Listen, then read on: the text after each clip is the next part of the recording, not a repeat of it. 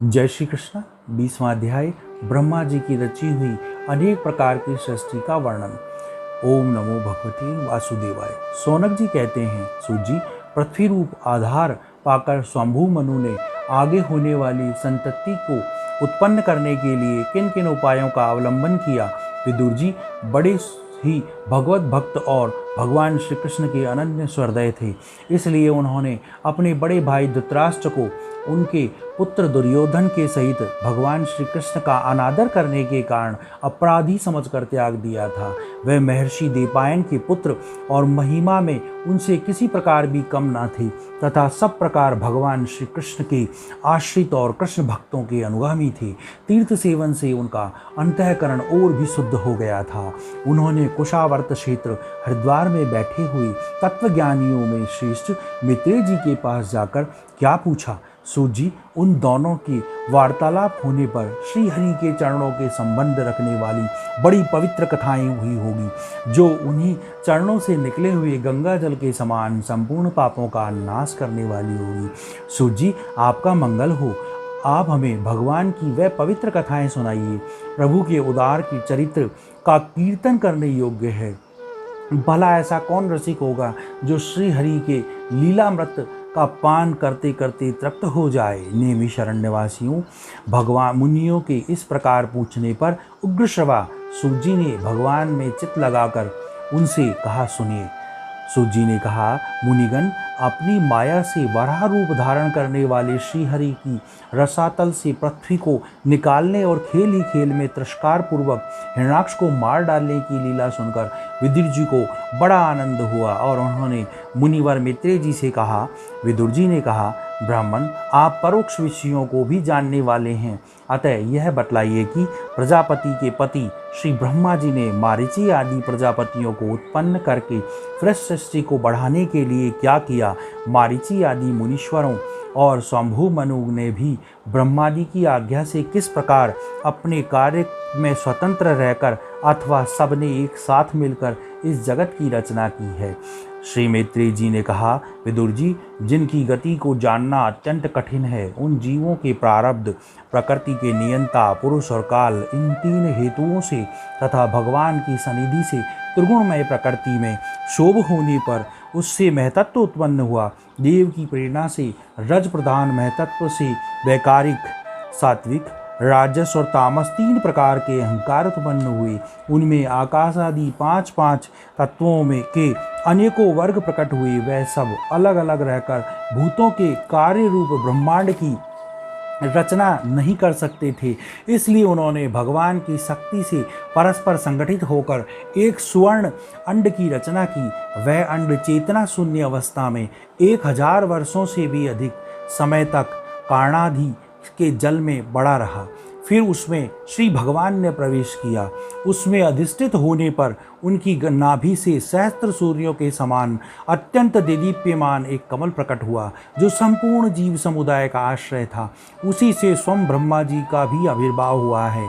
जब ब्रह्मांड के गर्भ रूप जल में शयन करने वाले श्री नारायण देव ने ब्रह्मा जी के अंतःकरण में प्रवेश किया, तब वह पूर्व कल्पों में अपने ही द्वारा निश्चित की हुई नाम रूपमयी व्यवस्था के अनुसार लोकों की रचना करने लगे। सबसे पहले उन्होंने छाया से तामिश्र, अंधतामिश्र, तम, मोह और महामोह, यूँ 5 प्रकार की अविद्या उत्पन्न की।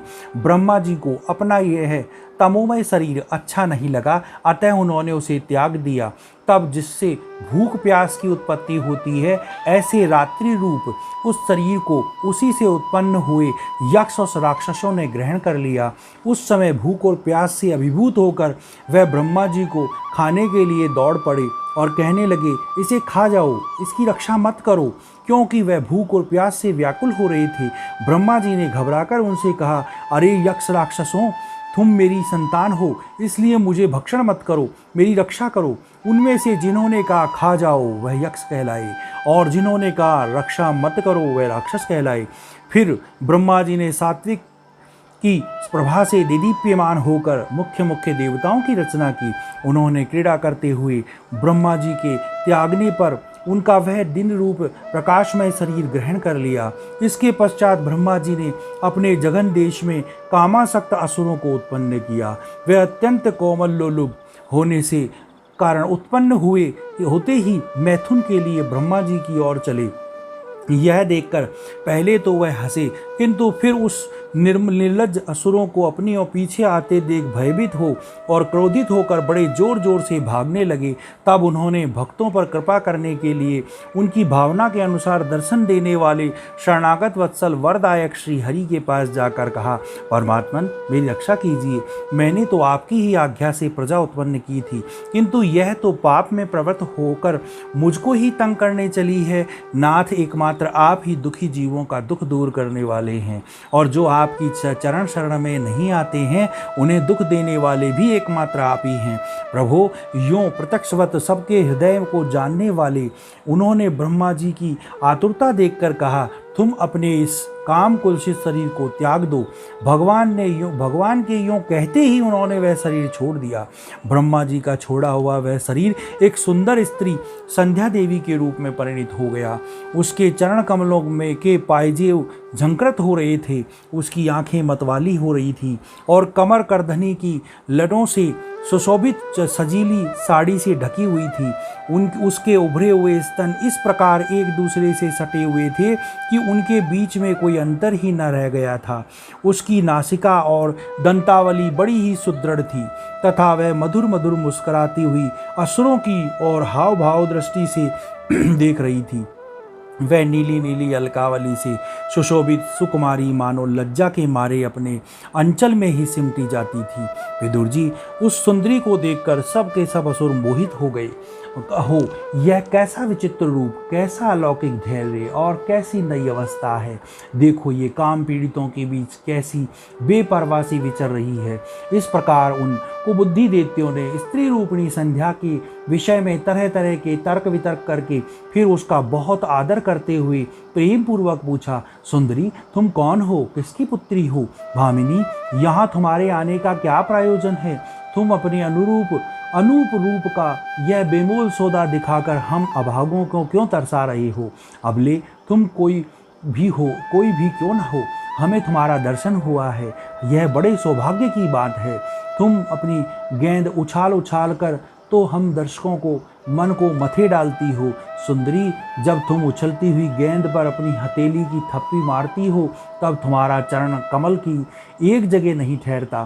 तुम्हारा कटी प्रदेश स्तरों के भार से ढक सा जाता है और तुम्हारी निर्मल दृष्टि से थकावट की ढलने लगती है। अहो, तुम्हारा केश पास कितना सुंदर है। इस प्रकार स्त्री रूप से प्रकट हुई उस सायकालीन संध्या ने उन्हें अत्यंत कामासक्त कर दिया। उन मूढ़ों ने उसे कोई रमणीय रत्न समझकर ग्रहण भी कर लिया। तदंतर ब्रह्मा जी ने गंभीर भाव से हंसकर अपनी कांतिमय मूर्ति से, जो अपने सौंदर्य का मानो आप ही आस्वादन करती थी, गंधर्व और अप्सराओं को उत्पन्न किया। उन्होंने ज्योत्स्ना यानी चंद्रिका रूप अपने उस कांति में प्रिय शरीर को त्याग दिया। उसी को विश्ववसु आदि गंधर्वों ने प्रसन्नतापूर्वक ग्रहण कर लिया। इसके पश्चात भगवान ब्रह्मा जी ने अपनी तंद्रा से भूत पिशाच उत्पन्न किए। उन्हें दिगंबर यानी वस्त्रहीन और बाल बिखेरे देख उन्होंने आंखें मूंद ली। ब्रह्मा जी के त्यागे हुए उस जवाही रूप शरीर को भूत पिशाचों ने ग्रहण कर लिया। इसी को निद्रा भी कहते हैं, जिससे जीवों की इंद्रियों में शिथिलता आती देखी जाती है। यदि कोई मनुष्य झूठे मुंह सो जाता है तो उस पर भूत पिशाच आदि आक्रमण करते हैं, उसी को उन्माद कहते हैं। फिर भगवान ब्रह्मा ने भावना की कि मैं तेजोमय हूँ और अपने अदृश्य रूप से संध्यागण एवं पितृगण को उत्पन्न किया। पितरों ने अपनी उत्पत्ति के स्थान उस अदृश्य शरीर को ग्रहण कर लिया। इसी को लक्ष्य में रखकर पंडित जन श्रद्धादि के द्वारा पितर और संध्यागणों को क्रम से काव्य यानी पिंड और हव्य अर्पण करते हैं। अपनी तिरोधान शक्ति से ब्रह्मा जी ने सिद्ध और विद्याधरों की सृष्टि की और उन्हें अपना वह अंतर ध्यान नामक अद्भुत शरीर दिया। एक बार ब्रह्मा जी ने अपना प्रतिबिंब देखा तब अपने को बहुत सुंदर मानकर उस प्रतिबिंब में से किन्नर ने किम पुरुष उत्पन्न किए। उन्होंने ब्रह्मा जी के त्याग देने पर उसका वह प्रतिबिंब शरीर ग्रहण किया, इसलिए वह सब उष्ण काल में अपनी पत्नियों के साथ मिलकर ब्रह्मा जी के गुण कीर्तन आदि का गान किया करते हैं। एक बार ब्रह्मा जी षष्ठी की वृद्धि न होने के कारण बहुत चिंतित होकर हाथ पैर आदि अवयवों को फैलाकर लेट गए और फिर क्रोधवश उस भोगमय शरीर को त्याग दिया। उससे जो बाल झड़कर गिरे वह अही हुए और उसके हाथ पैर सिकोड़कर चलने से क्रूर स्वभाव सर्प और नाग हुए, जिनका शरीर फण रूप से कंधे के पास बहुत फैला हुआ होता है। एक बार ब्रह्मा जी ने अपने को कृतकृत सा अनुभव किया। उस समय अंत में उन्होंने अपने मन से मनुओं की सृष्टि की। वह सब प्रजा की वृद्धि करने वाले हुए। मनस्वी ब्रह्मा जी ने उनके लिए अपना वह पुरुषाकार शरीर भी त्याग दिया। मनुओं को देखकर उनसे पहले उत्पन्न हुए देवता गंधर्वादि ब्रह्मा जी को स्तुति करने लगे। वह बोले, विश्वकर्ता ब्रह्मा जी, आपकी यह मनुओं की सृष्टि बड़ी ही सुंदर है। इसमें अग्निहोत्र आदि सभी कर्म प्रतिष्ठित हैं। इनकी सहायता से हम भी अपना अन्न यानी हविर्भाव ग्रहण कर सकेंगे। फिर आदि ऋषि ब्रह्मा जी ने इंद्रिय संयम पूर्वक तप, विद्या, योग और समाधि से उत्पन्न हो अपनी प्रिय संतान ऋषिगण की रचना की और उसमें से प्रत्येक को अपनी समाधि, योग, ऐश्वर्य, तप, विद्या और वैराग्यमय शरीर का अंश दिया। 20वां अध्याय समाप्त। ओम नमो भगवते वासुदेवाय।